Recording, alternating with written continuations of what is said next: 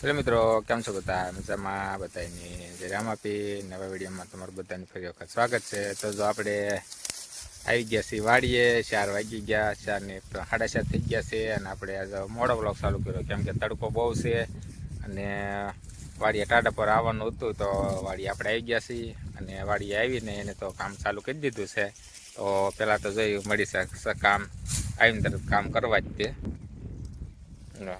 જય માતાજી, જય રામાપી, જય ગયા છે વાડીએ અને રાઈ આપણે અને ઠોકાવાની છે. એને રાયને ધોકાવાની થોડી હોય, રાયને સોળવાની હોય. રાયનું ખડું લીધું કોઈ દે ઠોકાવું જ નીકળે પણ આમાં શું ખબર તો એ તો આગળ બધી વહી આવે છે.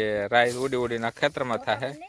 અહીંયા પહેલાં આપણે તુરનું ખડું લીધું હતું, હવે રાયનું ખડું લેવાનું અને જ્યાં અન્ય જગ્યાએ ધાણાનું ખડું લેવાનું છે. ધાણા હુકવા નાખ્યા છે અને રાય હુકવા નાખી છે. તો જો આ બે હાથે રાય સોળવાની હોય, એમાં કાંઈ ન ફાં વાગે અને તમે તારે સોળવા મળવા એટલે આગળ સરસ મજાની સોળાઈ જાય.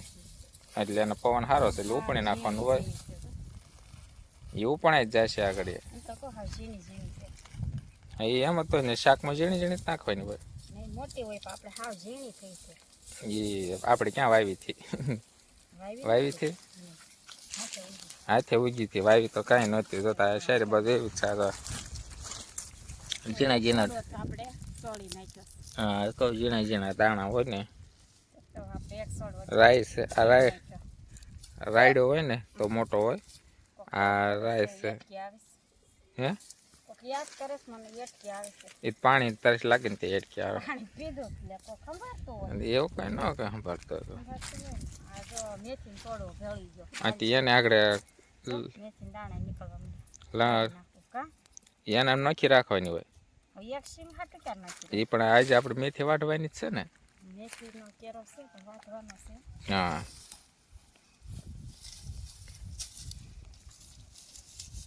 લીમડાનો સયો સારો છે. તેના કરતો તડકો તો આમ સારી વાત કેટલો તડકો છે દી આમાં લીમડામાં તડકો જ નકરો દેખાય છે. અને આમ ગમાય ત્યાં આમ કવડા મોટા થઈ ગયા છે. તો આમ ઠેઠ મોટા ગમાય મોટા મોટા થઈ ગયા છે. તો હતું રાય સોળવા મળી તેમાં આટો મારી પછી દાણા ના દાણા સોળવાના છે ને તે પેલા રાય સોળ નાખ ને પછી દાણા સોળ નાખજે.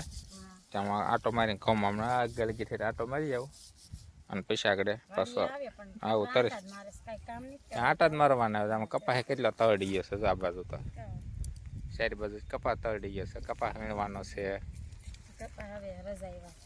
યા તો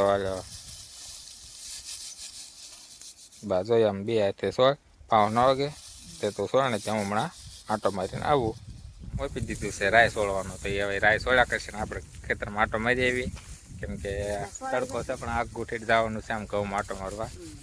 તો હળવું હળવું સારી રીતે આવે ત્યાં આગળ રાય બાઈ સોળી નાખે. પછી પાછા જે ધાણા સોળવાના છે તો ધાણા એ સોળી નાખશે. ધાણા જેવું ખાવાનું હોય છાશમાં નાખીને તો એ કે ધાણાનું આરો ખળવું લઈ લેવાનું છે. તો ધાણાનું ખળવું લઈ જ લો.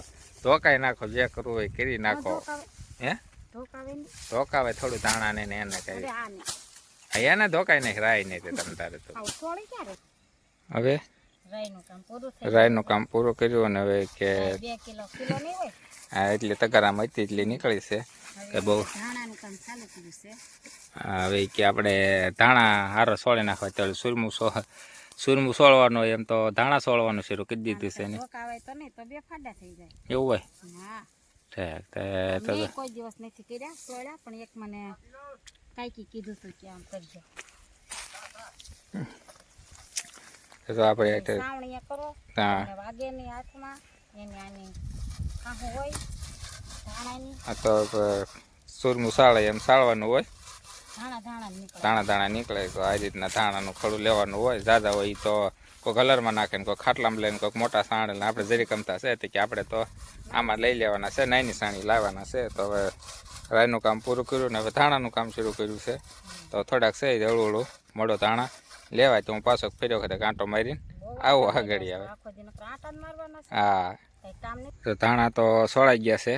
હવે આપણે એને ઉપણવાના હોય કે તો કે પવન આવે જેવો તે હળવું હળવું પવન નથી ને હળવું હળવું આવે છે. તો હળવું હળવું ઉપણવાના હોય તો જો આ અને આડા ઉભા રહે એમાં હું- પવન આવે પવન તો આમ છે દીસ એ બાજુથી આવે છે કે હું આડો ઉપર કે એમાંથી પવન રે